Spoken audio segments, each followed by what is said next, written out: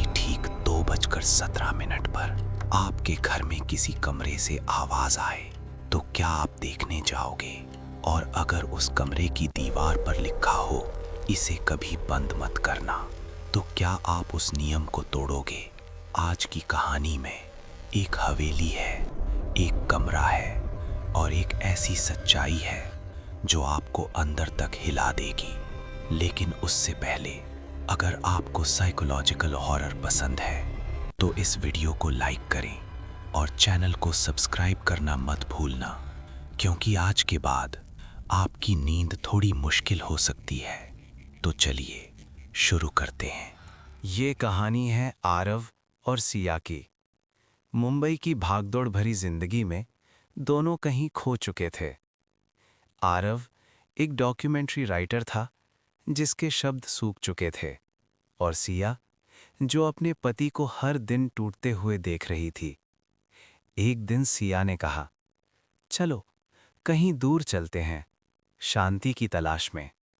और यहीं से उनकी जिंदगी की सबसे बड़ी गलती शुरू हुई। मध्य भारत का एक छोटा सा कस्बा, धवलपुर इतना शांत कि शाम होते ही सड़कें खाली हो जाती थीं। इतना सुनसान कि हवा की आवाज़ भी अजीब लगती थी। स्टेशन पर उन्हें एक बूढ़ा टैक्सी ड्राइवर मिला। उसकी आंखें अजीब थीं, जैसे कुछ कहना चाहती हों लेकिन होंठ साथ ना दे रहे हों। उसने पूछा, हवेली तक छोड़ दूं? आरव चौंका, आपको कैसे पता? बूढ़ा बस हल्का सा हंसा।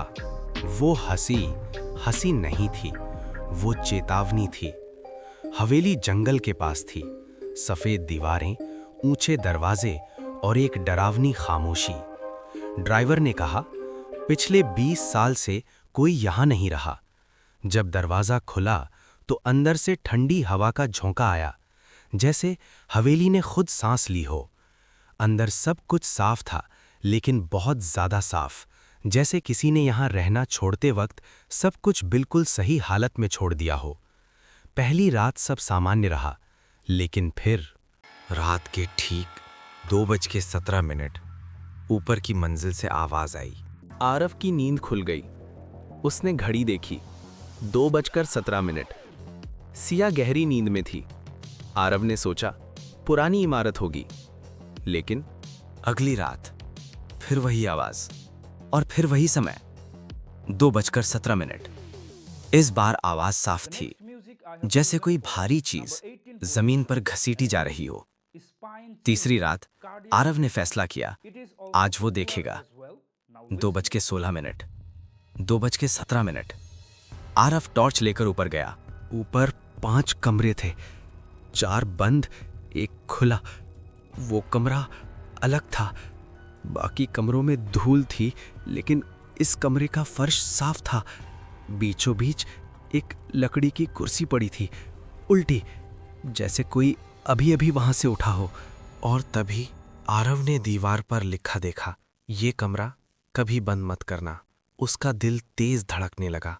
उसे पीछे किसी के खड़े होने का एहसास हुआ। उसने पलट कर देखा, कोई नहीं था, लेकिन कुर्सी अब सीधी खड़ी थी। सुबह आरव ने सिया को सब बताया। सिया हंस दी, तुम ज्यादा सोच रहे हो। लेकिन उसी दिन कस्बे के एक दुकानदार ने पूछा, आप ऊपर वाले कमरे में तो नहीं हैं? आरव चौंका। दुकानदार का चेहरा पीला पड़ गया। वो बोला, बस उस कमरे को बंद मत करना। आरव ने पूछा, क्यों? दुकानदार ने धीरे से कहा, क्योंकि जो बंद करता है वही अंदर रह जाता है। उस रात 2:17 पर कोई आवाज नहीं आई। इस बार किसी ने दरवाजा खटखटाया और सिया नींद में बुदबुदाई, दरवाजा मत खोलना, वो अंदर आ जाएगा। आरव की सांस अटक गई, क्योंकि सिया को उस कमरे के बारे में कुछ भी पता नहीं था। अगली सुबह आरव कस्बे के सबसे बूढ़े आदमी से मिला, हरि प्रसाद चाचा। जब आरव ने हवेली का नाम लिया, उनकी उंगलियां कांप गईं, तो वो वापस खुल गई। हरि प्रसाद ने बताया, 50 साल पहले उस हवेली में एक परिवार रहता था, एक टीचर, उसकी पत्नी और उनका छोटा बेटा। शुरुआत में सब ठीक था, फिर वो कमरा खुला। हर रात 2:17 पर टीचर ने कमरे को बंद करने की कोशिश की, पहली बार कुंडी टूट गई, दूसरी बार दरवाजा अपने आप खुल गया, तीसरी बार उसके बेटे ने कहा, पापा, अंदर वाले अंकल को अंधेरा लग रहा है। उसके बाद पूरा परिवार गायब हो गया। हरि प्रसाद बोले, जो भी उस कमरे को बंद करने की कोशिश करता है वो हवेली का हिस्सा बन जाता है। हवेली याद रखती है आवाजें, कदम, डर। आरव लौटा, लेकिन अब सिया बदल रही थी। वो चुप रहने लगी, ऊपर देखने लगी और 2:17 से पहले जागने लगी। एक रात आरव ने देखा, सिया सीढ़ियां चढ़ रही थी। वो उसी कमरे के सामने खड़ी थी। दरवाज़ा खुला था। अंदर दीवारों पर तस्वीरें थीं, डरी हुई शक्लें, और आखिरी तस्वीर में आरव खुद था। सिया ने कहा, ये कमरा लोगों को दिखाता है कि वो यहाँ क्यों आए हैं। आरव बोला, हम यहाँ से चले जाएंगे। सिया मुस्कुराई, अब देर हो चुकी है। हवेली ने तुम्हें पहचान लिया है। दीवार पर लिखा बदल चुका था, कमरा खुल चुका है, और घड़ी ने बजाया 2:17। सिया की आंखों में अब कोई भावना नहीं थी। तुम्हें डर लग रहा है? उसने पूछा। आरव बोला, तुम सिया नहीं हो। सिया हंसी, मैं वही हूं जो हर किसी के अंदर रहता है। आरव समझ गया, कमरा मारता नहीं, वो सामना करवाता है। लेकिन नियम क्रूएल था, एक को रहना होगा। सिया बोली, अगर मैं यहां रह गई तो कमरा शांत हो जाएगा।